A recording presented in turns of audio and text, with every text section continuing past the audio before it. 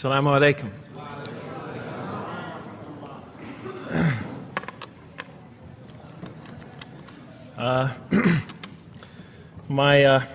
I've come from the University of Kansas. We're playing in the Final Four this very instant.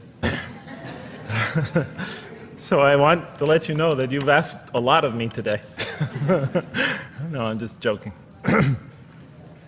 All right, very briefly, I just want to talk a little bit about what the Qur'an has to say about the purpose of life. I think this is an extremely important subject, especially for Muslims living in America, because we're sort of a minority, a new religion here, and many people are interested in what we believe. And I think the primary question that people want answered when they first consider another religion is how that religion views the purpose of life, the purpose of our existence here. And so I'm going to begin, though, talking about an atheist point of view, because I want to talk about what sort of answers the Qur'an might have for an atheist. So to begin this, I need to talk for about 5 or 10 minutes about what I believe contributed to my becoming an atheist, because I grew up in a Christian family. And then I'll talk for about 45 minutes or so about what I experienced in the Qur'an and how that sort of changed my perception. Let me start out by mentioning that my mother certainly played no role in my becoming an atheist. My mother was a wonderful woman, a beautiful lady. She had tremendous dignity and class. The neighbors loved her. She was a registered nurse, and she put in many extra hours at the hospital. She worked in the ward that dealt with dying patients. And when I would come and pick her up late from work at night, not all the patients, but many of the patients would drag me over and talk to me and tell me what a wonderful woman my mother was. When she died, her funeral was packed, and person after person that came up to me had a story to tell about my mother and her goodness. Time and time again, people described her as, "Jeff, your mother is a true saint." She was a deeply religious woman, a great mother, a great teacher, a gentle person.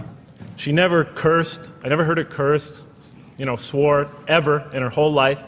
Never heard her speak to anybody rudely or speak about anyone rudely. She was a tremendous example of a truly religious person, and she didn't wear it on her sleeve. It was just slowly but surely you could see it just in her day-to-day interactions with people. My father, on the other hand, was a difficult man. My father, for some strange reason, had this tremendous rage inside him. I don't know where he got it. He had this terrible violence inside him. And every night he would try to quell that violence with hard drinking. And his drinking, though, only made him all the more volatile. And it would take an awful lot of liquor and several hours before he would finally go to sleep. And this would happen night after night after night. And so my 4 brothers and I was the 4th in line. My 4 brothers and I lived a frightening and precarious childhood. But I'd have to say the worst of it was watching my father regularly taunt and threaten and abuse my mother. And it would happen day in, day in, day in, day out, night in, night out. And it was a never-ending nightmare.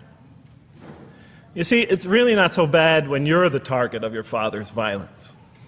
You might think it's bad when a child is the target of their father's violence, but it's really not all that bad. At the moment of attack, you're really not thinking about anything except your own survival. When he's firing punches at you or kicking you on the ground or chasing you throughout the house, or when he's threatening you, "I'm going to hurt you, bad boy," you're not thinking about anything at that moment except escape.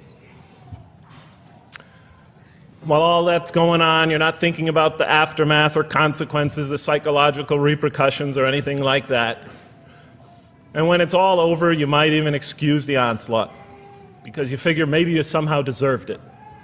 If not for what you did this time, maybe for something you did in the past. You could always put the blame on yourself. But a far worse fear is the terror that overcomes you when you watch your father go after your mother. Because she's the only source of warmth and kindness, of love and protection that you know. And if he were to take that away, from a little boy's standpoint, then you've lost everything. But far worse than the fear is the guilt. And it comes over you from several directions. First of all, there's the guilt that comes at you upon you from the growing antipathy you have towards your father. Because we're taught to love and respect our parents, and we are born with this natural bonding attachment to them. But when you watch something like this happen night after night after night, and this rage is growing inside you, you're being pulled in opposite directions. Then there's also, of course, the guilt that comes when you think that you might be the cause of this night's violence. Maybe something you said or did that you didn't even realize triggered it. Maybe just your father's dislike of you triggered an argument between your mom and him that is now raging on downstairs. But the worst guilt of all, and it is by far the very worst, is knowing that you did nothing to stop your father from hurting your mother. Because while he raged on against your mother downstairs, you hid in your bed and you trembled underneath the covers. Maybe you whimpered and you cried and you put the pillow on your head. And thus, you traded personal respect for personal safety. And with each such incident, you come to realize with ever greater and greater clarity, you come to realize your own weakness, your own impotence, your own incompetence, your own worthlessness, your own cowardice. And the hate grows and festers inside you, not only for the man that you call father, but for yourself as well. It is a terrible, terrible thing to make a young boy choose between his mother and himself. It is extremely unfair. When I was little, I used to daydream about life without my father. I just wanted the violence to go away. I wanted not to be afraid anymore. I felt like I was trapped in a bad dream and there was no way out. And so I prayed to God again and again and again to remove my father from our lives. But he was always there, and very soon I began to wonder if God really was. I could not fathom why God would subject my mom to such lifelong punishment. Could not imagine what great sin she must have committed, or that we, her children, must have committed to deserve my father. I didn't have the maturity to sort out such questions, but I had enough fear and anger to provoke them. I was too young to see the wisdom in allowing my mom, to suffer the violence and abuse of my father. I was too young to understand why God would let innocent children tremble night after night after night in their beds, fearing that they might not see their mother the next morning. I was too young to see how the mercy of God could even extend to my father with all his terrible failings. All I could see in my world was chaos and violence and fear, and so it became easy for me to question the existence of God. And I began to do that at a very early age. I think I'll even say that the turmoil of the 60s and 70s, that's the age when I was a teenager, in the late 60s, early 70s, only reinforced my skepticism. When John and Robert F. Kennedy were assassinated, or Martin Luther King was gunned down, when Vice President Agnew was kicked out of office and Richard Nixon soon after him, when the race riots erupted in city streets like mine, and gang fights erupted in our cities, many of those which I was involved in, when I saw the bizarre and senseless carnage of Vietnam, they all confirmed the lesson that was already ingrained in me and that my father had taught me so well, that the world is dominated by random, consuming, undiscriminating violence. And very soon I began to ask why. Why would God make it that way? Why wouldn't he just pop us into heaven from the first and spare us all this suffering? Why does he let little children in Vietnam get napalmed and run down the street naked on fire when they had done nothing to deserve it? Why does he let the race riots go on? Why does he let the leaders be assassinated? Why does he just let the violence go on and on and on for people who had nothing to do with it? It wasn't of their own making. Why didn't he just make us angels and pop us into heaven if he could make us angels, which I was always taught he could? Why did he make us so susceptible to sin? Why didn't he make us impervious to it, like he made the angels? Is this the best world he could create, I thought? Is this the most perfect world he could create for our existence, for our beginning? I just couldn't figure it. And all the explanations I received from priests and doctors and lawyers, from whoever, spoke to me or taught me, they just didn't make sense to me. In any case, so I became an atheist when I was 16, even though I was going to Catholic school at the time.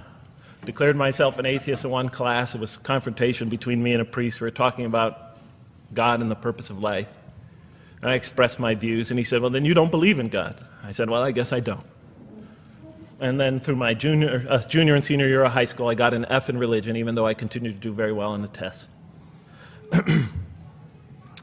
In any case, when I was 28, to make a long story short, some friends of mine gave me a copy of the Qur'an. And one night I was sitting in Diamond Heights, my apartment in Diamond Heights in San Francisco. I was working that time at the University of San Francisco. I was 27, 28 at that time, I can't remember. And I ran out of stuff to read, and I took this gift that my friends gave me and I began to read it.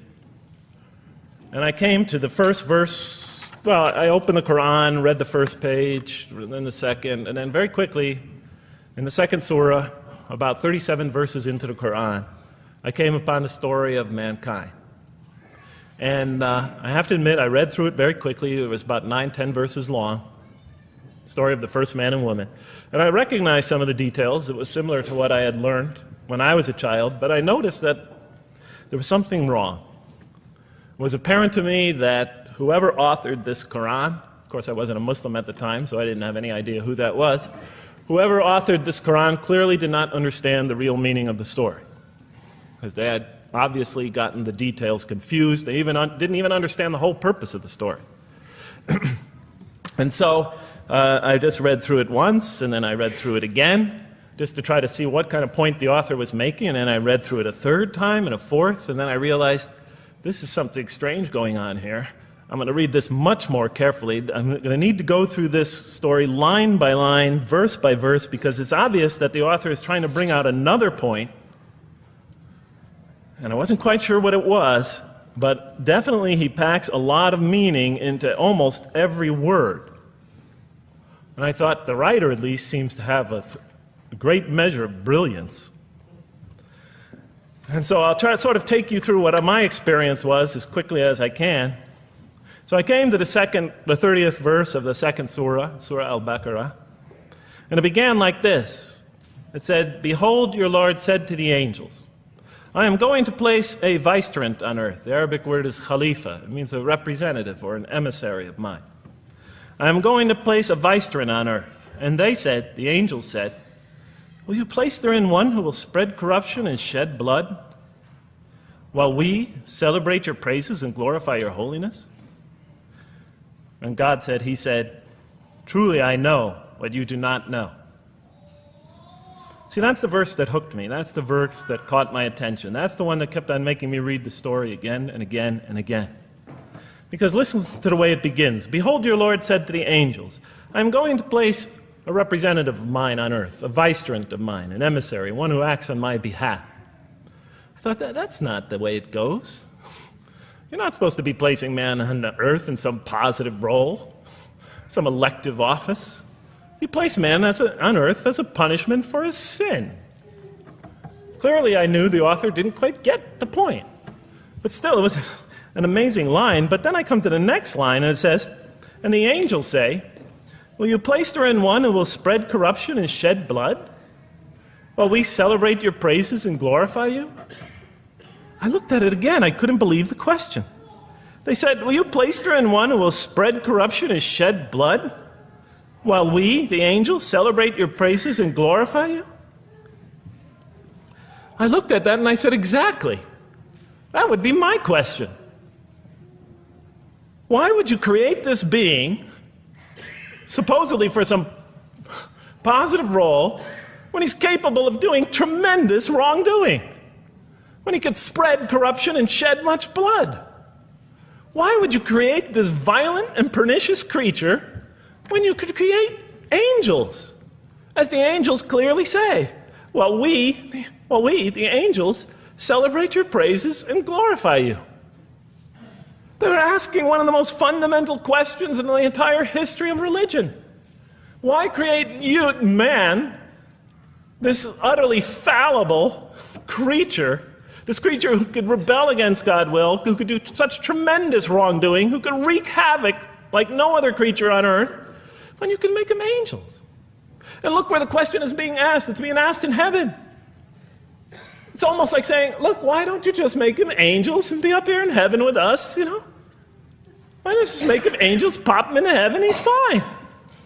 Why would you put him on earth where he could feel distant from you, where he could work out his worst criminal tendencies, act them out, feeling somehow independent and apart from you and free to do whatever he wants, when you could just make them angels and put them into heaven and make them perfectly submissive to your will?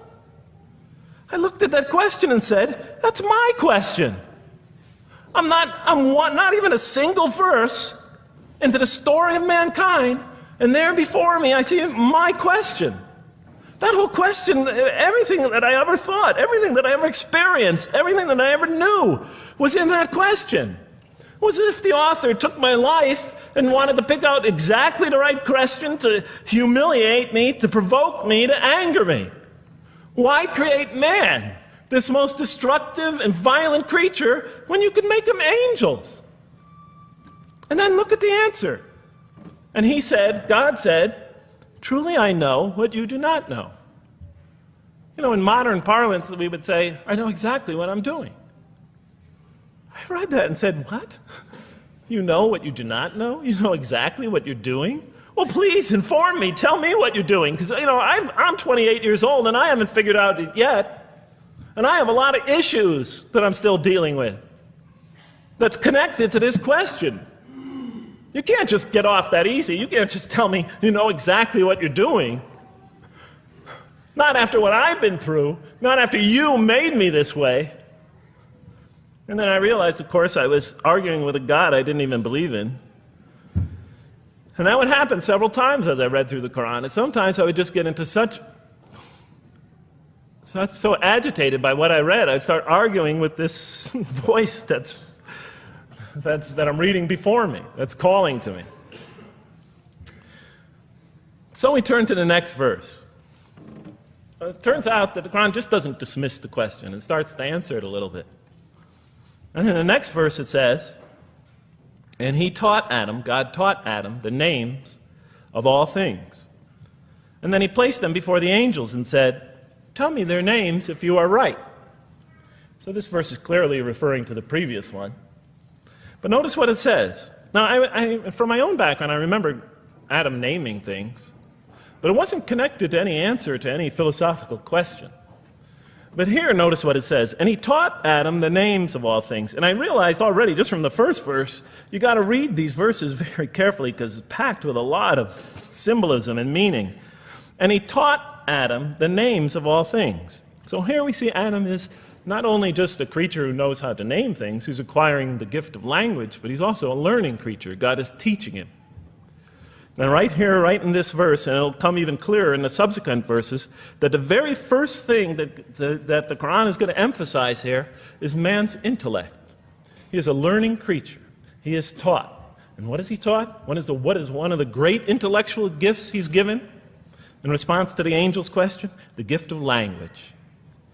Because through language, mankind can not only learn, but he could learn things not only through his own experience, but he could learn things that other people have experienced of times and places that are hundreds, thousands of years and miles separated from him. And so that all our knowledge becomes cumulative. Every generation learning from the generation before it. I'm learning today from authors I read from other sides of the world that may have existed 2,000 years ago. And so we all contribute to our collective learning and knowledge.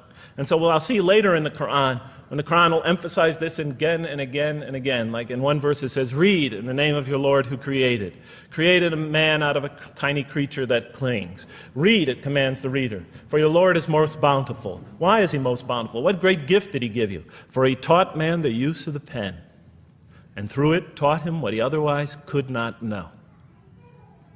And time again, the Qur'an will call upon man to use his intellectual faculties and swear by his intellectual faculties,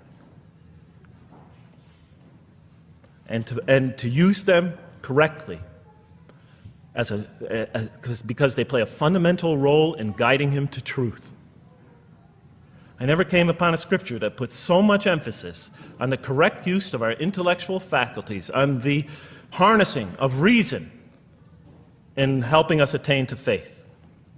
And he taught Adam the names of all things. And then he placed them before the angels and said, tell me their names if you are right. Okay, you have this objection you have this natural question about this creation of mankind. Here, this mankind is this human being, this human creature is a learning creature. He has many intellectual gifts. Here, I'm going to place these things before you. Tell me their names if you are right about man. And what did the angels say? In the next verse they say, glory to you. We have no knowledge except what you have taught us. In truth, it is you who are knowing, the wise. They say this task, this intellectual test that's put before them is beyond their grasp. Notice what they emphasize. We have no knowledge. This would take knowledge. This would take an intellect that they don't possess. In truth, it is you who are knowing, the wise. You got it. It's easy for you. You're the knowing, the wise. You have knowledge. You have wisdom. But this would take knowledge and wisdom that is beyond us. And so in the next verse we read, and he said, "O Adam, tell them their names." And when he had told them their names, notice how it's just like it's nothing for him. For mankind, he has this phenomenal ability. And when he had told them their names, as if it's just a triviality for man, he names them. "O Adam, tell them their names." And when he had told them their names, God said, "Did I not tell you that I know what is unseen in the heavens and the earth? And I know what you reveal and conceal?" He's clearly going back to the angel's question.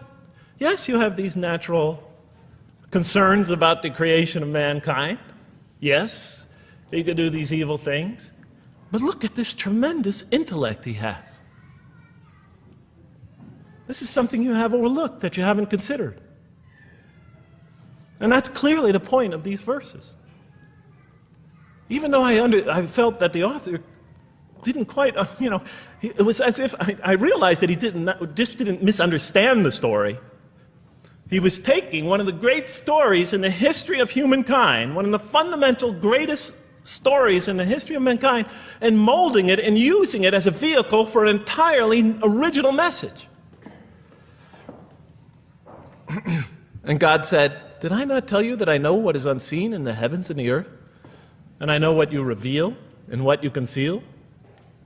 In other words, didn't I tell you I know exactly what I'm doing? And then in the next, and didn't I not tell you that I know what you reveal and conceal? I looked at that.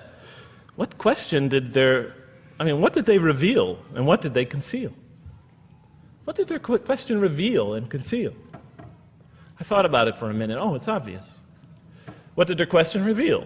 You just go back and look at the question. It revealed the sinful and sinister propensities of man. I mean, it's obvious, right? Wow.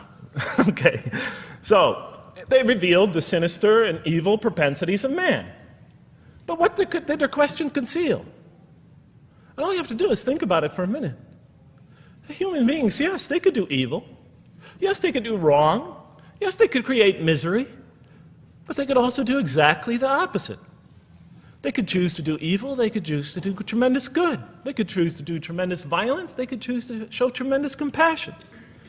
They could choose to live by falsehood. They could choose to live by the greatest truths. They could be terribly ugly. They could be terribly beautiful. And up until that point in my life, I, like the angels, that only saw one side of the coin. And for the first time when I read that verse, believe it or not, it was an eye-opener for me. I had always been obsessed with the evil potentials of human beings. When I read that verse, I realized that, and I had a great example right in front of me with my own mom, I realized that I had been blinded by only one side of human nature. So we go on to the next verse. And behold, we said to the angels, bow down to Adam, and they bowed down. But not so Iblis. Iblis is like the father of Satan.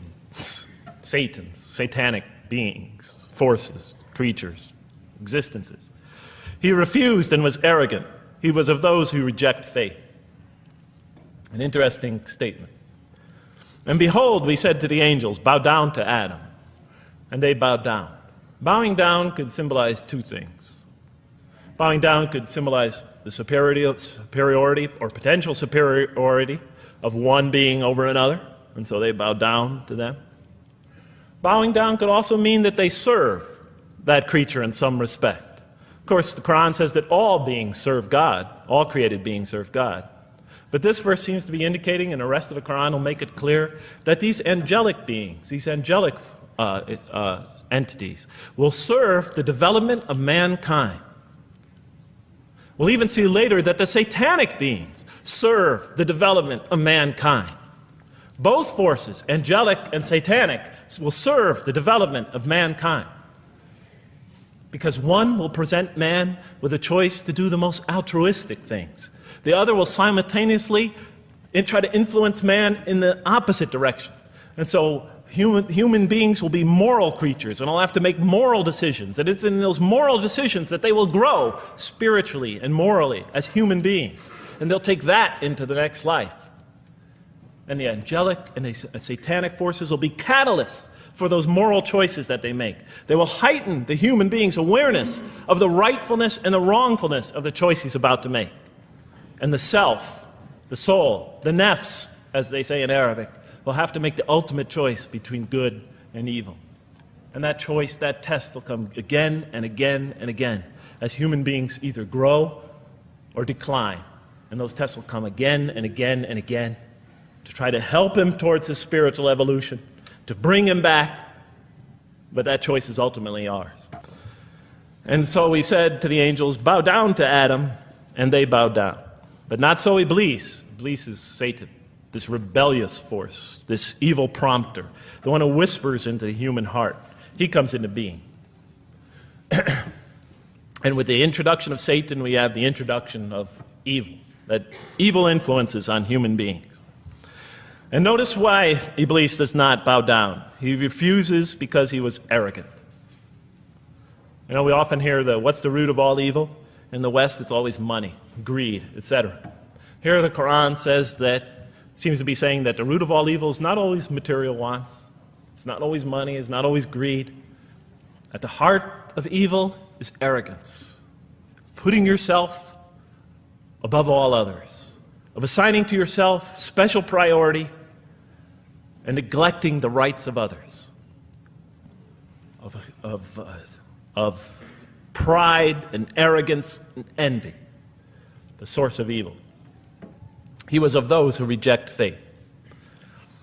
I looked at that verse and I said, okay, I get why you would create angels to sort of influence man in a positive direction. But why in this story now are you introducing Satan? What sort of role was Satan play? And then, of course, you just think about it for a minute and you say, yes. The story is telling us that on one hand, we have these magnanimous urgings come from one direction. On the other hand, we have these satanic urgings coming from another direction. In other words, the Quran is telling us that man is not only a learning creature, but he's a moral creature. He has understanding of right and wrong. And God infuses those, allows those influences to come to him. Man is not only an intelligent being, but a moral being. And so, the Quran is not all that difficult to understand. You just sort of read it, I found, and you just sort of follow your nose through it and see what it's saying. I'm sure as most of you in this audience know. Okay, so we see that man is not only a learning creature, but he is a a moral being as well. There's another verse in the Qur'an that says, by the soul and that which whispers into it, or which breathes into it. It's morality, it's immorality, and it's God consciousness. Both of these we are under the influence of. And God allows us to be under the influences of. He creates us to be exposed to both influences. And then the verse says, truly he is successful, who causes it to grow. Causes his soul, his self, his real self to grow. And truly he is lost who stunts it, who disallows, who destroys his personal growth. So mankind is not only an intellectual being, but a moral being. And we said in the next verse, O Adam, dwell you and your spouse in the garden, and eat freely thereof what you wish, and eat freely thereof what you wish. But come not near this tree, for then you will be among the wrongdoers. I looked at this verse and I was, starting to wonder if the author was drifting back to the old story again. I was confused. And we said, O Adam, dwell you and your spouse in the garden, and eat freely thereof what you wish, but come not near this tree, for you will be among the wrongdoers. I thought it was drifting back to the old story. Man sins, man's punished for his sins with earthly life. Maybe the author is drifting, he had a good idea, and now he's drifting back to the sort of traditional story. Maybe he couldn't make his mind up what story he wanted. Except for a couple things about this verse, and this happened with almost every verse as I read through it, is that the whole tenor of the passage is sort of not what you would expect. I noticed that the Qur'an in this story has a tremendous penchant for understating things. Because it says, and said to Adam, dwell you and your spouse in the garden, and eat freely thereof what you wish, to Adam and his spouse. But come not near this tree, for you will be among the wrongdoers. I mean, there's no sense of God being threatened by the possibility of man eating from the tree. In this story, we don't see in this verse, we don't see that God is nervous at the prospect, that he's threatened by the prospect, that he's anxious about it. The tree that he picks, it seems like he's just picking out any tree. Nothing special about the tree. Go not near this tree, for you will be among the wrongdoers. Satan will later come to him and tell him it's the tree of eternal life, of a kingdom that never decays. Turns out to be a complete falsehood in his part. Nothing special about the tree. It's just a tree. God's not nervous at the prospect at all. In the tradition that I came from, God is threatened by the prospect. He has to put an angel with a fiery sword by to protect the tree, so that mankind never goes next to it again. I'm not putting it down, I'm just pointing out the difference of the story. They're both beautifully told. But he has to guard the tree. Why? Because if they eat from it, they'll become gods like us. This man, he already has a rebellious nature. Can you imagine if he eats from this tree? Can't let him get near that tree. But here, just, calmly says, but if you do, you'll be among the wrongdoers. God is not worried about himself. It's just warning man, making it clear that if you do this, you've committed a wrongful deed. Again, the whole tenor of all these verses that you read through it is God knows exactly what he's doing. Okay, next verse. But Satan caused them to slip and expelled them from the state in which they were. And we said, go you all down, some of you being the enemies of others, and on earth will be your dwelling place and provision for a time. What? I said? I was expecting now the rage, the anger, the violence, the jealousy. That's what I was expecting. Okay, they eat from the tree. Where's the rage, the violence? I'm going to punish you now. You're going to sweat on earth. And you're going to suffer, and you're going to stub your toe, and you're going to work, and you're going to labor. And you're going to die there for what you did. And where's the woman? All right? And the woman, right? She's the one who's going to suffer the most, right? She'll have to suffer labor pains and monthly cycles, right? And bleeding and crying out when her children come into the world. And she'll scream out. And worst of all, the greatest humiliation, the man will rule over her. when he's obviously her intellectual inferior, because she and the angels she and Satan seduced him, and he just bumbled along and committed a real, wrong deed. Well, I don't mean to make light of it, but the story is obviously different, though. No threat here.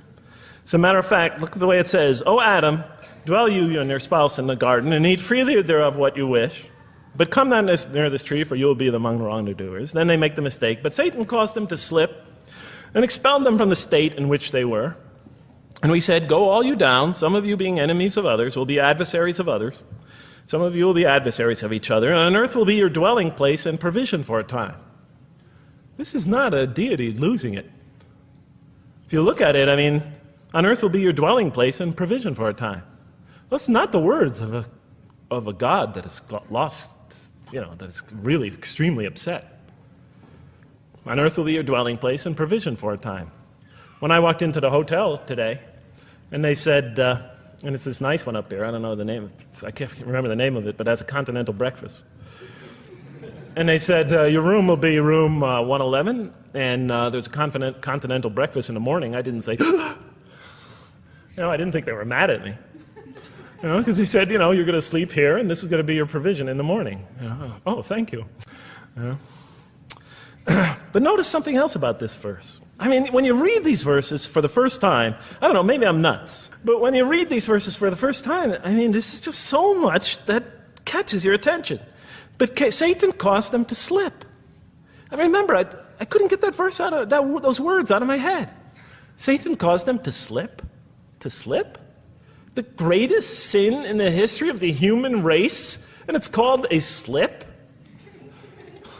In my culture, slip means, you just momentarily, for a fraction of a second, you lose your focus. It's not a big deal. My Uncle Bob used to always say to me, "Jeff, I'm sorry, I'm 5 minutes late, I slipped up."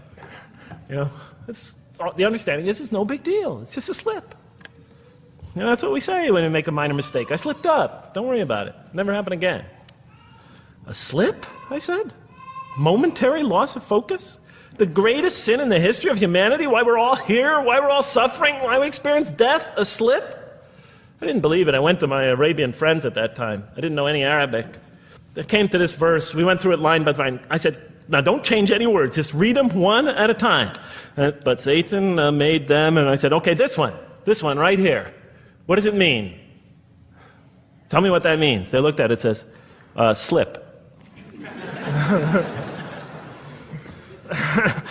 Slip. And expelled them from the state in which they were. A slip, I thought? But then maybe I was trying to force the traditional understanding, the traditional interpretation. Maybe it was just a slip. After all, they didn't commit murder. They didn't commit robbery, rape, pillaging, assault. They ate a couple of pieces of fruit. It's not the greatest sin in the history of humanity by any means. And then the next verse says, and then they were expelled from the state in which they were. Well, what state were they? Let's see now. Let's go back from where we started. First, mankind is being taught. We see he's an intellectual being. Then we show he's a moral being. Moral being means he's a being that's going to have to make choices.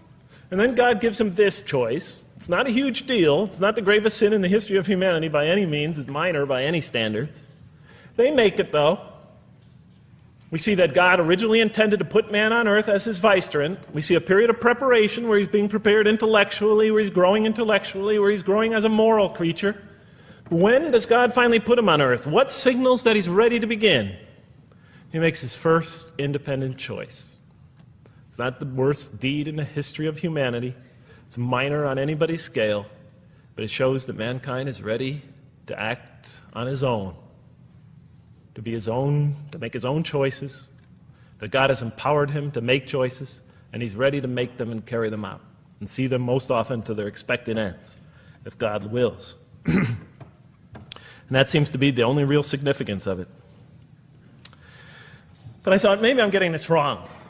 Maybe God just blows off into an angry rampage the next verse. So I look at the next one and it says, and then Adam received words from his Lord. And God turned to him mercifully, for he's oft returning, ever merciful. Well, if I had any doubts up till now that God is not enraged by what this has happened, that God hasn't prepared mankind for this choice, for what was eventually going to happen, that all this was preparation for mankind to begin his earthly sojourn in this famous allegory. If I had any doubts before now, I had them, certainly didn't have them after reading this verse. This verse is entirely consoling, reaching and merciful, reaching out to mankind in mercy. Mankind goes to earth. He's obviously afraid. He obviously feels remorse. He's in an unfamiliar environment. And what does God do? He turns to him. He turns to him. In Arabic, the word has the meaning of like a father turning towards an infant or a child or somebody, or a parent, a mother turning towards her child. And he turns to him mercifully, and for God is oft returning, ever merciful. And Adam receives words from his Lord. What kind of words? Probably words of consolation, words of hope, words tell him not to be scared. And in the next verse we see those are exactly the type of words that Adam receives. He says, "Go down," Adam and his spouse, "go down from this state, all of you together." Repeating that again, just so that we know that this is not a punishment here. "Go down from this state, all of you together, and truly there will come to you guidance from me. And whoever follows my guidance has nothing to fear, nor shall they grieve." It is an emotional picture. This young couple is here, in fear, and in shame, feeling remorse, and God reaches out to them and turns towards them and tells them, "You have nothing to fear, nor shall you grieve. I know this is tough for you, but you've been prepared for it up till now, through your entire existence. It had to happen. This is a necessary stage in your development, in your growth, but just hang in there, follow my guidance, be true to me and I'll be true to you. I'll guide you, I'll help you, I'll do whatever you need. Just follow my guidance and you have nothing to fear, nor shall you grieve." So I was impressed. I thought this author, whom I didn't know, I thought was extremely brilliant. Because the story is entirely coherent, but it's bringing out entirely new meaning. And it's stressing some things in the human equation that I would never have normally thought of. Actually, I thought these sort of things argued against the existence of God. Here, the author was using them to say, look at these play a fundamental role in the purpose of life. What? Intellect. Human beings have intellect. Right. In response to the angel's question, they are moral creatures, and they are subjected to evil and angelic promptings. And they have to choose between them again and again and again throughout their existence. And their growth, which the Qur'an talks about frequently, is going to depend on that. We're here to grow, as we will see. But it emphasizes choice. Human beings are creatures of choice. It also emphasizes suffering. Suffering. Hey, that's pretty nice writing. It also emphasizes suffering. Human beings are going to suffer here on earth. That's the first thing that the story mentions. Spread corruption and shed blood? Havoc, suffering, pain? Yes, these three things play essential roles somehow, the story is saying, in our development on earth, in our very purpose of our development. These are the three things we've always had the most trouble grappling with, all theologies have. Why give us intellect? If it leads us often to challenge in our minds the existence of God, if we can't reconcile the existence of God with our minds, with our reason, why give us choice if we could choose to do wrong? Just make us angels. Why let us suffer so on earth? Just pop us into heaven. And here the Quran is telling that these play essential roles in our attaining of faith. Not only these, of course, it also mentions guidance, God's forgiveness, revelation, etc., angelic forces, satanic temptation. It mentions all these other things as well, but these three essentially really caught my attention. I never expected that these three things would be emphasized. And so as I read through the Quran, I looked, anytime I saw anything that seemed to relate to this, I would write down notes and underline it. And I would walk up and down in San Francisco with my pen as I'm walking, because I like to walk about 7 miles every day, and I'd be underlining. My friends would always say, "Jeff, what book are you reading?" And I would lie to them. I'd tell them, "Oh, it's a great novel or something." I didn't want them to know that I was reading the Quran. I think they thought I was going nuts. But in any case, so very quickly, I was wondering, does the Qur'an really emphasize reason? Does it really emphasize choice? Does it really emphasize suffering? So let me just try to indicate to you as I read through the Qur'an, and I'll try to get through this quickly because you guys look tired. And I know you're interested to find out how that basketball game is turning out. Let's see, does the Qur'an really emphasize reason as essential to human growth, to this experience we're having on earth, to our very purpose? And the answer is definitely yes. So much so that even Western Orientalists, people who wrote against the Qur'an, said that this is a major feature of the Qur'an, a feature that you cannot miss. Henri Lemens, writing in the early part of this century, one of the famous Orientalists, who wrote very much against Muslims, hoping to unseat them from their religious belief. He wrote, "The Qur'an," and this is his quote, "is not far from considering unbelief as an infirmity of the human mind." Unbelief is, he thought, and he was saying it mockingly, is like, you can't think straight. You're not using your mind right, as my father used to say. Maxime Rodinson wrote at length about the rationalistic approach of the Qur'an to faith. And this rational tone of the Qur'an is one of its most salient features, beyond doubt. I'll just give you a few quotations. One of its fundamental themes is that people ignore or reject God's signs and corrupt religion precisely because they do not use their reason. And the Qur'an will say that again and again and again. The Qur'an says about the disbelievers, they refuse to reason and are a people who do not reason. I have 7 such quotes in the Qur'an. The Qur'an will say, will you not reason? It mentions that 14 times to the reader. God reveals signs and lessons and admonitions so that, and this is a quote from the Qur'an, perhaps you will finally use your reason. There are 8 such statements in the Qur'an. From the Qur'an's viewpoint, reason and faith are allies, just as illogic and false belief are allies. And it clearly sets the conflict along these lines. It says the right way has henceforth become clear from error. Those who benefit most from the Qur'an are persons of insight. 16 such statements in the Qur'an. Firmly rooted in knowledge, 8 such statements. Use their reason, 10 such statements. Stand on clear evidence and proof, 7 such statements. Those who oppose this revelation are deluded, 9 such statements. In manifest error, 28 such statements. Ignorant, 15. Foolish, 3. Have no understanding, 9. Only follow surmise and conjecture, 9. And blindly adhere to tradition, multiple times. It states that. In an almost Socratic style, the Qur'an repeatedly quizzes the reader and calls into question his or her assumptions. Again and again, it asks us, what do you think? 18 such statements. Have you considered this or that? 13. Did you suppose? 7. Sounds like a math teacher. Do they not ponder? 2 such statements. Do you think? Do you even think? 18 such statements. The message is clear. To gain truer faith, we need to free ourselves from inherited notions and examine our beliefs rationally. Learning plays a key role in human development. Read the Qur'an, exhorts the reader. For God taught us the use of the pen and taught humankind what it otherwise could not know. In life, nature, and history, in the Qur'an, there are signs and lessons for those who are wise. There are 21 such statements. The Qur'an states over 100 times that it has been revealed to make things clear.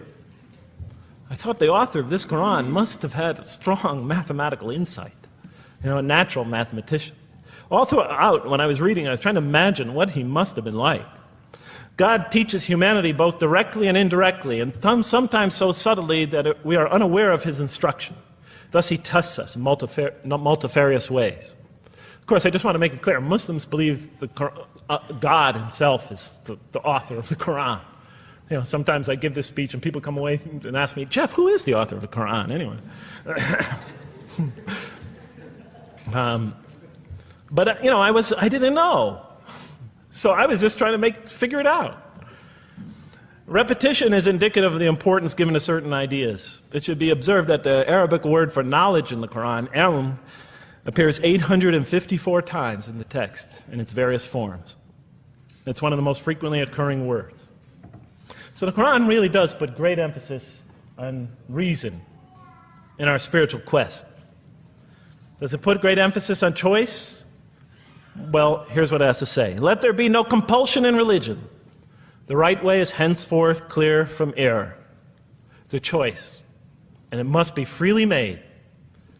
And it's a choice between correctness and error, between right and error, between reason and falsity.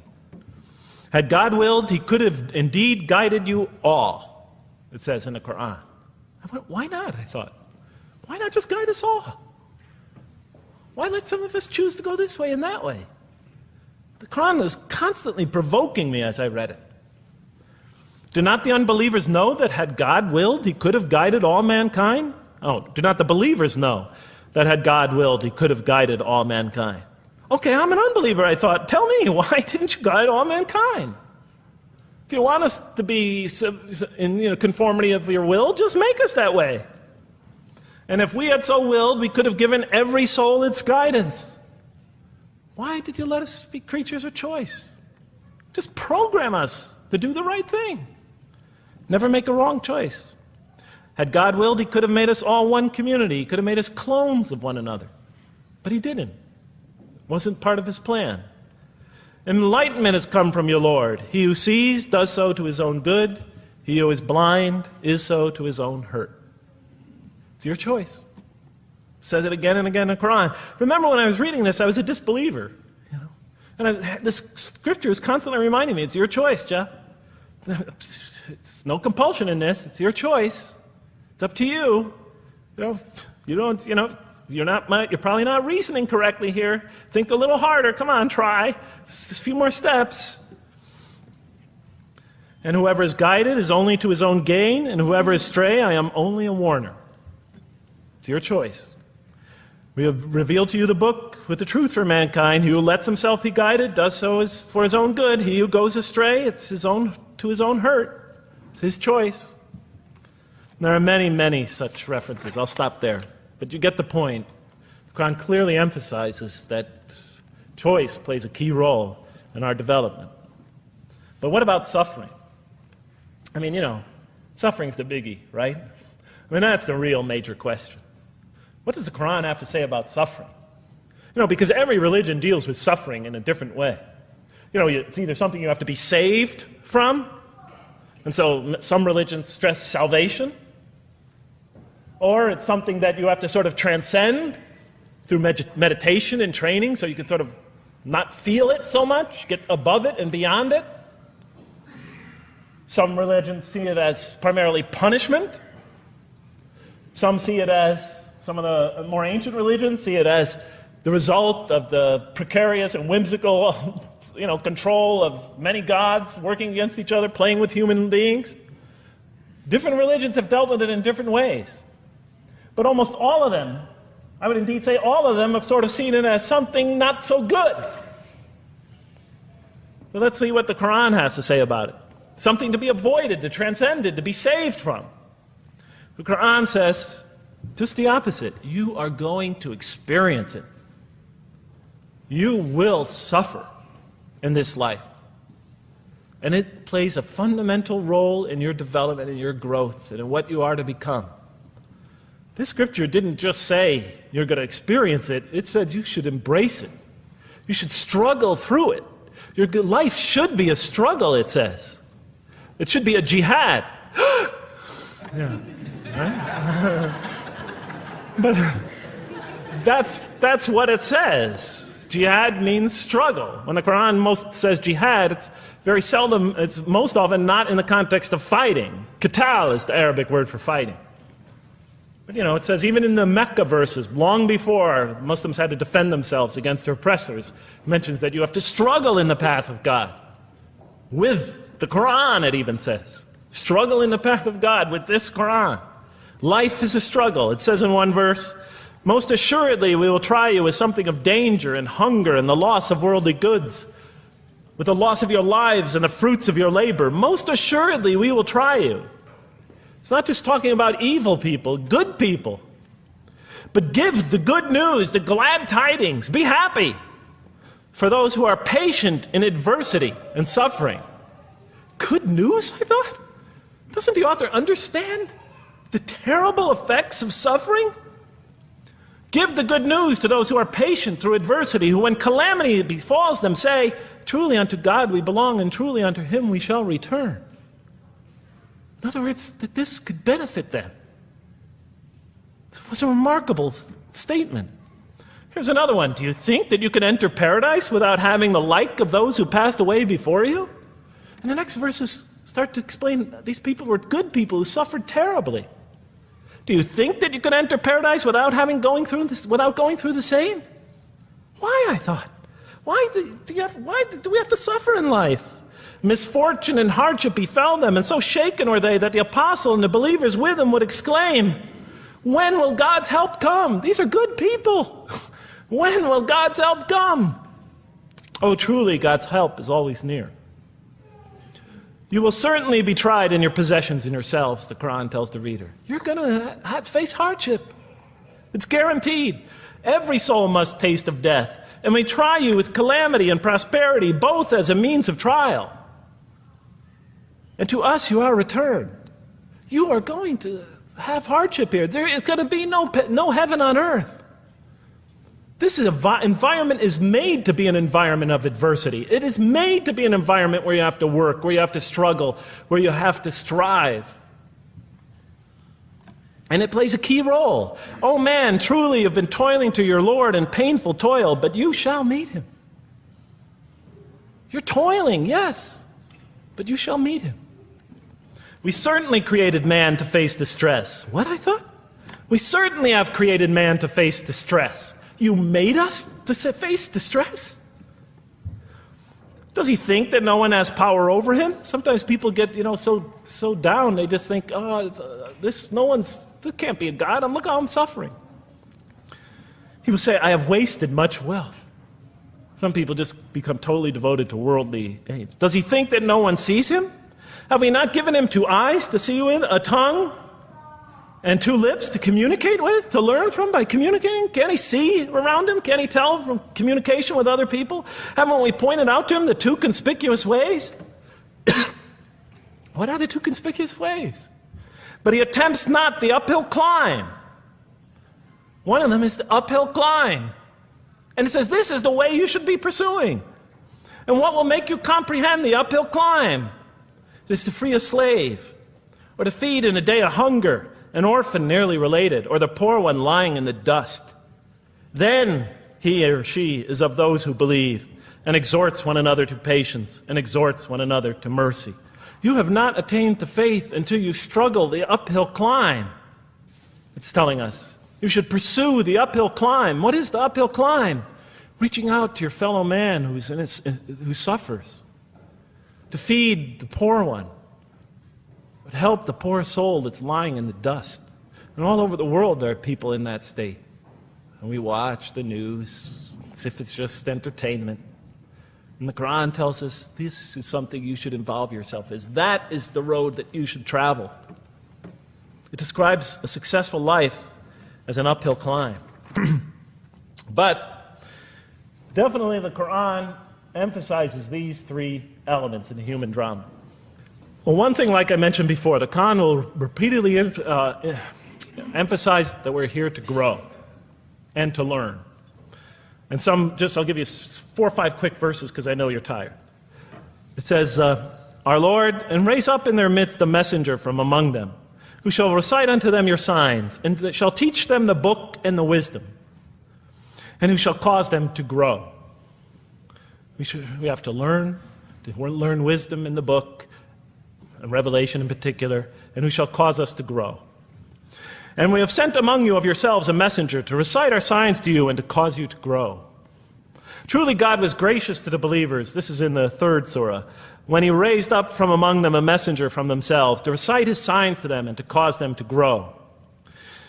It is he who has sent among you, who has sent among the unlettered people a messenger from among them to recite his signs and to cause them to grow. These are all distinct references. Just 2 more. There are many more. And the soul and that which breathed into it, its immorality and its God consciousness. He is indeed successful who causes it to grow. And he is indeed a failure who stunts it. And in the 92nd surah, Surah Al-Layl, it says, "Far removed from it will be the righteous who give his wealth that he may grow." So the purpose somehow is to grow. We're in a growing, learning, developing experience. We weren't just created when we came into the world. This is actually a stage of our creation. Just as our development in the womb was a stage in our creation, our essential stage in our physical creation, this is an essential stage in our personality creation, in the creation of our real being. That which we take into the next life, our essential selves. We've gone from the physical creation in the womb, primarily physical, now to the human creation, the personality creation in this stage. I thought maybe I'm, projecting my own neurosis into the scripture. Maybe it doesn't really emphasize that life has a purpose. But time and time again, I would find it does. For example, just quickly it says, "Those who remember God standing and sitting and lying down and reflect upon the creations of the heaven and earth and say, 'Our Lord, you did not create all this in vain. You did not create all this in purpose.'" Just when I was starting to think, maybe the Qur'an really doesn't state a purpose of life. It really doesn't mean there's a real purpose of life. Maybe I'm reading into it something that is there. I would come upon verses like that would force me to just read a little further, make me think, well, maybe it's just around the corner. "We have not created the heaven and the earth and whatever is between them in play. If we wished to take a sport, we could have done it by ourselves, if we were to do that at all." God doesn't create to satisfy his whims or fancies or entertain himself. "Do you think that we created you purposely and that you will not be returned to us?" It says in the 23rd surah, the true sovereign is too exalted above that. In the 44th surah, "We did not create the heavens and earth and all that is between them in play." That serves a purpose. Now, what sort of purpose can it possibly serve? So I tried to, apparently the Quran speaks about believers and those who are the rejectors. You have the believers on the one hand, the rejectors on the other. Now, apparently God has created us to be believers. So I tried to study what the Quran has to say about the believers, and it's a natural thing to do, to see what it wants us to become, if it has anything to do with these essential elements that it stated. I mean, it's a natural way to approach it. I think you agree. Do you agree? Somebody nod your head. That's what I say to my math students. Just one head nod is enough for a mathematician. Get one head going, okay, I did my job. Okay. So, how does the Quran describe the believers? What are they supposed to attain to? What is their ultimate thing that they're supposed to get? What are they ultimately supposed to achieve? And it's very clear when you read the Quran that what they will achieve in this life and will experience to so much greater degree in the next is they will experience a relationship of love with God. They will turn to God in love, and God will turn to them in love. In the Quran, God's mercy, compassion, forgiveness, kindness, beneficence, warmth, generosity, all the things we normally think associated with God are freely given to all mankind. But when the Quran speaks of God's love, we would normally think of that as God's love. But when the Quran speaks about God's love, it's talking about something very special. His love is always presented as a relationship between two. If we do not turn to God in love, then we just receive his mercy, forgiveness, kindness, beneficence, warmth, generosity, all those wonderful nurturing things, his nurturing, and we reject it. And so we never really experience that love, because we never really turn to it and open ourselves up to it. It is always there for us, but unless we enter into that relationship, that love, that give and take, that relationship of love is never develops. We reject it, and that's what the word kafir means. It means to reject, to turn your back, to ignore, to throw a gift that someone gives you behind your back. And so the Quran tells us that the believers will experience this sublime relationship of love. It says, "Yet there are men who take others besides God as equal, loving them as they should love God, but those who believe love God more ardently." Say, if you love God, follow me, and God will love you and forgive you your faults, for God is the forgiving, the merciful. O you believe, if any from among you should turn back from his faith, then God will assuredly bring a people he loves and who loves him. And throughout the Qur'an, I'll mention time and time again that God loves the believer. God loves this type of person. God loves that type of person, and so forth and so on. So it's quite, and I'm trying to pick the speed up here, so you'll have to excuse me for that. But it is apparent from the Qur'an that one of the purposes of creation, maybe the essential purpose of the creation, is to produce from this subset of humanity that will freely enter a relationship of love with God. They will not only experience the beauty of other relationships in their lives, but this love that they will experience with God is the sublime experience that they will enjoy. Not only in this life, but infinitely greater in the next, when all the distractions, all the masks are stripped away. Okay, I thought, you created us to love you, for us to turn to you in love and to experience your love, to receive and experience your love. But why do you need these? Just pop us into heaven, love us, and make us love you. Program us to love you. You'll make my dog love me. Do the same sort of thing. I kept on coming back to the same issue. Just do it. Okay. Still couldn't see it, and I was almost through the Qur'an, and I thought either I'm dumb or this scripture just never really got to it. Okay, so I didn't give up. I thought, okay, what's the next natural thing to do? Okay, so we're here to develop this relationship of love with God. The Qur'an tells us that, if we are believers and we do good, we'll experience great joy and peace in this life, not only through our relationship with God, but through complementary relationships with all the people around us in this world will be a one for us of peace and serenity, even though we have to struggle and survive and suffer. But I couldn't see, how this all tied in with this suffering business and why he couldn't just put us into heaven. So what's the next natural thing to say? Okay, so we're created to have this relationship of love with God, to enter this relationship, to experience and receive all that he has to offer us. So the natural thing to do is to study the two partners in that relationship. What does the Qur'an have to say about us, the believer? What does it ask of him and her? What does it require of them? And then what does the Qur'an tell us about God? And then is there some essential nexus, some essential connection between them, and does it have anything to do with these? Because if the Qur'an doesn't show that, then the essential link that links all this together, that pieces it all together, is missing. And as I thought to myself, whoever this author is, and by now I knew he had fantastic genius, even though he came from the primitive confines of the most backward, most uncivilized sector of humanity, of people that had no literary history, really, to speak of, no great works of literature, no scriptures that preceded him, even though he came from the desert of culture,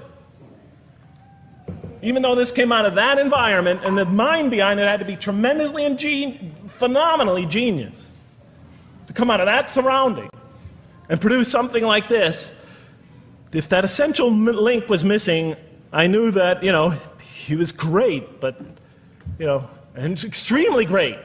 But, what do you expect? How could anybody answer those questions? Nobody in the history of humanity has been able to answer them. Okay, so I thought, first I'll see what the Qur'an has to say about the believers. What does it require of them? Then what it has to say about God, and see if there's some essential link. Are you following me? Okay, quickly. What does the Qur'an ask of the believers? From the Qur'an's many exhortations and its descriptions of acts and types of individuals loved by God, it's not difficult to compose a partial list of things that the Qur'an wants us to do, which it calls good deeds, time and time again. To believe in God, to have faith in God, to have a relationship with God, and to do good.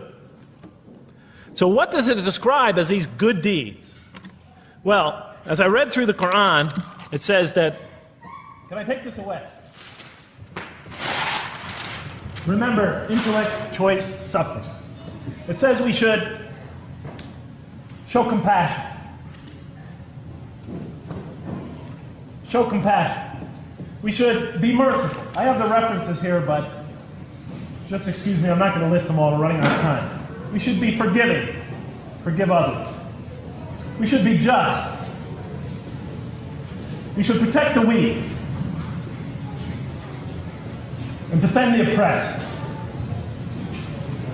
Defend the oppressed. We should seek knowledge and wisdom. Knowledge, wisdom. Bear with me, ladies and gentlemen. We should be generous, truthful, and we should be peaceful. And we should love our fellow man. Love others. I'll just give you one verse because I know we're running out of time, Madam Speaker. Truly those who believe and do good will the most merciful endow with love. And to this end we have made this scripture easy to understand in your own tongue, so that you might convey a glad tiding to the God-conscious and warn those given to contention. So, to this end we have made this easy to understand, so that we'll learn to love others. Okay, that's all I'll say about that. I would like to say a lot more, but I don't have time. Now, what does the Qur'an tell us about God? You have to realize I'm just about through with the Qur'an here, in my first time reading it. And now I was really caught. I searched my head. What does the Qur'an tell us about God? It tells us nothing could be compared to him.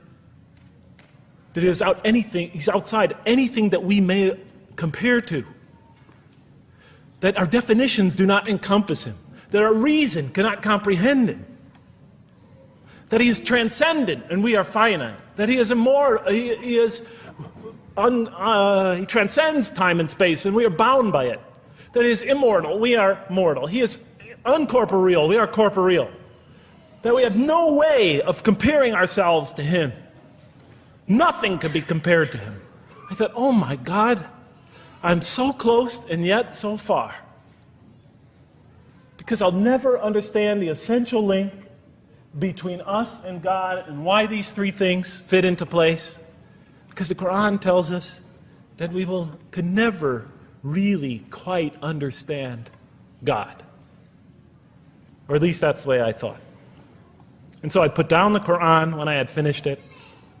And much to my dismay, I was honestly disappointed because I thought the author made a brilliant try. But he never quite made it. And so I was sitting in front of, about 3-4 weeks later, I was sitting in Diamond Heights in my apartment watching a football game, I think it was. And you know, sometimes things just slip into your minds when you least expect them, and I'm sitting there watching it, and all of a sudden into my mind came a thought. And I said, wait a minute. The Qur'an does tell us so much about God. It tells us again and again and again, but somehow I just missed it. Just skimmed over it every single time. Because if you turn to almost any page, if you turn to the beginning of any surah, you could see time and time again essential information about God that I just thought was sort of a literary device, something to make it just sound more beautiful. Because if you turn to the beginning of any surah, you'll see the words Bismillahir Rahmanir Rahim, in the name of God, the most merciful, the most compassionate. If you read almost any passage, long passage, when you come to the end of it, it's punctuated by dual attributive statements like God is the merciful, the compassionate, God is the forgiving, the gentle, God is the kind, the protector, God is the generous, the truthful, God is, and so forth and so on. There are tens of thousands of such references in the statements in the Qur'an. What the Qur'an defines as God's most beautiful names, his attributes of perfection, repeated again and again and again on almost every page. And as I sat there, sitting by the television, I started to jot them down in my, on my little piece of notebook there. Same notebook I used to jot these down before. And I began to list from my own mind the attributes of perfection as I remembered them. And they were, God is the compassionate. God is the merciful. God is the forgiving. God is the just, the protector, the defender of the oppressed and the weak. the knowing, the wise, the generous, the kind, the truthful, the loving, the peaceful, the source of all peace, the truth, and so forth and so on. Every item I had listed in my list for the qualities that we human beings are supposed to develop, the Qur'an was telling me had its infinite source and perfection in Allah, in God. And then all of a sudden, all the pieces fell together. Then I suddenly saw it, as I see most of you probably see as well. That now, suddenly it all began to make sense to me. In what way do I say that?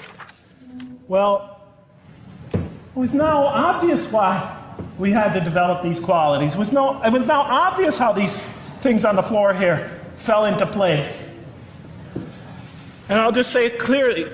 We're here to develop a relationship with God, to become closer to God. But how can you become closer to God when He's immortal and you're mortal, when He's unbound, fettered by time and space, and you are, and so forth and so on? How can you become close to that one? If I want to become close to you, I need to have something to share with you, something that we have in common. So for example, if I want to come close to this young man here physically, I'll approach him because we both have bodies and I can position my body closer to him. Physical presence, bodily presence is something we both share. If I want to become closer to that gentleman back there, if I want to become closer to him intellectually, I'll reason with him so we will have a convergence of minds because we both possess reason. If I want to become closer to one of my sisters on this side emotionally, I'll try to appeal to their sentiments because we both share feelings and similar types of experiences that generate those feelings. But how does one become closer to God? What do we share with Him? We share with Him exactly what He gave us. Because the Qur'an tells us that when we came into this life, He breathes into our spirit something of His Spirit. And that we come into this world with the seed of these very qualities within us. And we could either kill them, stunt them, as the Qur'an says, or cause them to grow. And when we grow in these, we grow in our ability not just to experience tremendous beauty in life through all this, but we grow in our ability to receive and experience the infinite beauty, the infinite peace, the infinite truth, the infinite compassion, the infinite mercy, the infinite, etc., all the way down the list, that only comes from the infinite perfect source of all these. The more we grow in mercy, the more we grow in our ability to receive and experience in this life and in the next, to an infinitely greater degree, the mercy of God. The more we grow in compassion, the more we grow in our ability to receive and experience God's compassion in this life, through prayer and through ritual and through contemplation and through other experience of others. And of course, infinitely more in the next life, the compassion of God. The more we grow in our truthfulness, the more we grow in our ability to experience God, the truth, because all truth comes from God. The more we grow in these things, the more we grow in our ability to receive and experience God's attributes of perfection. The more we grow in our ability to receive and experience His being. And that sort of nearness we are growing to Him is tied to our essential nature and to His. It's more than just physical nearness. It's more than just a convergence of ideas. It's more than just a convergence of feelings. It's a convergence of essential beings. It's the closest type of nearness two can feel, two can experience. I'll just give you a quick analogy, because this helped my children. Let's pretend I have a goldfish, a dog, and 3 children. 3 daughters, let's say. And I do have 3 daughters. No matter how much of my love, compassion, forgiveness, caring I pour upon that goldfish, it could only experience it to a tiny degree. It might not even really be aware of it, because it's a very primitive creature. But my dog, on the other hand, when I show it all my kindness, all my love, all my compassion, all of what is essentially me, it can experience it to a much higher degree than my goldfish. And through its interaction with me, through its own trying to give its own self to me, we could experience a quite wonderful relationship. But my children, especially as they grow older and go through their own experience and their own development, could receive and experience all the love and the compassion and the forgiveness and the caring and the generosity and the protection, everything I have to offer, they could experience my being to a much higher degree than my dog ever can. And we could have a relationship of beauty that I could never have with my dog. As much as I love animals, having had 3 daughters, I know that the relationship that you have with 3 beautiful daughters could never even come close. No other relationship could approximate that. Of course, my relationship with my wife is also extremely beautiful, and she might hear this. And she's a wonderful woman, really. I mean, she's the source of so much beauty. But, okay, Madam Chairman, I am ready.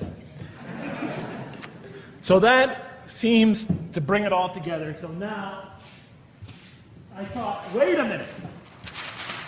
That doesn't explain this.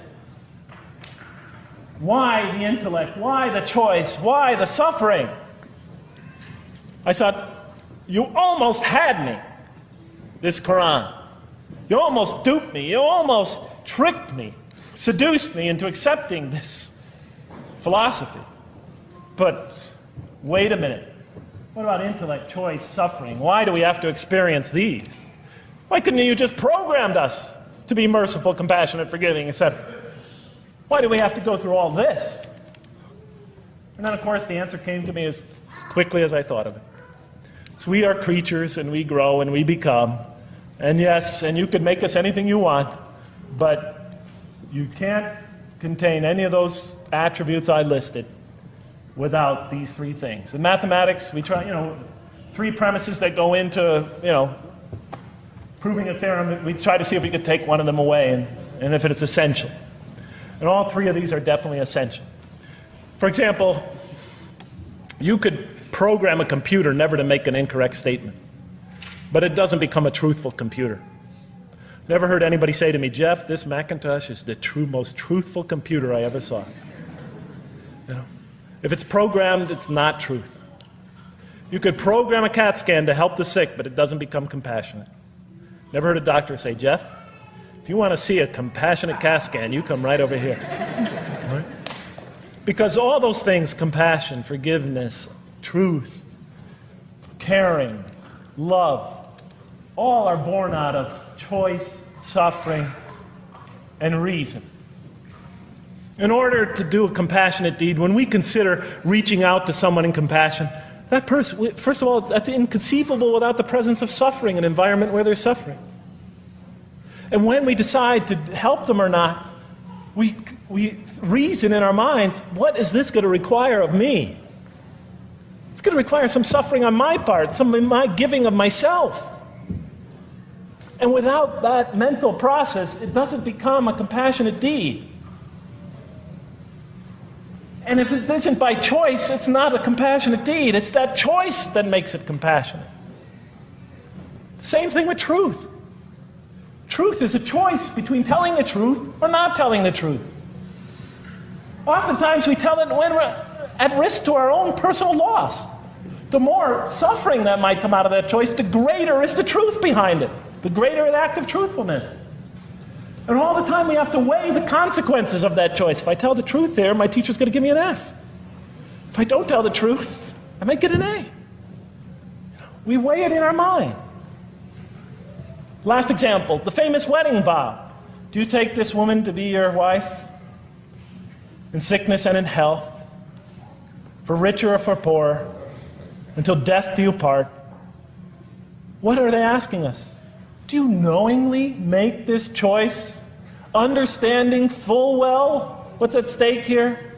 That it might involve richness but poverty, health or sickness, that suffering's going to be involved until death. Once a young lady told me, you never really loved me. Because when the growing got tough, when things got hard, when we hit rock bottom, when my life fell apart, you just got up and left. And she was right. And she understood full well that that's what love is all about. It is through giving and suffering together and hanging in there with each other and not bailing out and persevering through suffering, making that choice and knowing what you're doing. all those three things are essential. So it's very easy to see why the Qur'an stresses these. For in order for us to grow in these, I dropped it, we have to have these. And that's why it's very easy to see, ladies and gentlemen, why the Qur'an, 30 seconds, Madam Chairman, why the Qur'an talks about sin as self-destruction. The Qur'an says when we sin, we commit, the Arabic word is dhulm, or zulm, however dialect you have. Dhulm against ourselves. We oppress, we destroy ourselves. Because when we don't grow in these, when we grow in the very opposite of these, we are literally destroying ourselves. When we grow into the things that are antithetical to these, we are destroying our natures and will not allow ourselves to receive and experience the beauty that could be in store for us this life and the next. It's like coming into this world and developing in the womb none of the physical things you need to experience comfort and joy and peace and happiness on a physical level in this life. It's as if you're coming into this life and you've destroyed yourself physically somehow in the womb, and you came into it and you had nothing to protect you from the cold, from the heat, from the harshness of the elements, from germs, from disease, nothing to protect you, nothing to satisfy, give you the ability to satisfy your thirst or your hunger, nothing for you to experience any physical comfort. This is all that matters if we go into the next life. If we don't develop these through our relationship with God, our very purpose of our being, then we will experience terrible suffering in this life, worse than if we came into this life in a physical state that didn't avail us of any of the comfort of this life. And so it'll be worse than fire. It'll be worse than endless fire. It'll be worse than the worst hell we could possibly imagine. So the Qur'an tells us, that yes, when it talks about heaven and hell, it's used very powerful symbolic language, but what it essentially is telling us is imagine the greatest joy and wonderful and peace and serenity you could ever experience, and that's what's open to you on the one end. But on the other end, imagine the most terrible suffering that you could possibly bring on yourself, and you could also do that to yourself as well. It'll be worse than anything you could have ever imagined. And the Quran tells us that God says on the Day of Judgment, I did not harm you in the least. You destroyed yourselves. And may the peace and mercy of God be upon you all. Thank you so much. Assalamu alaikum.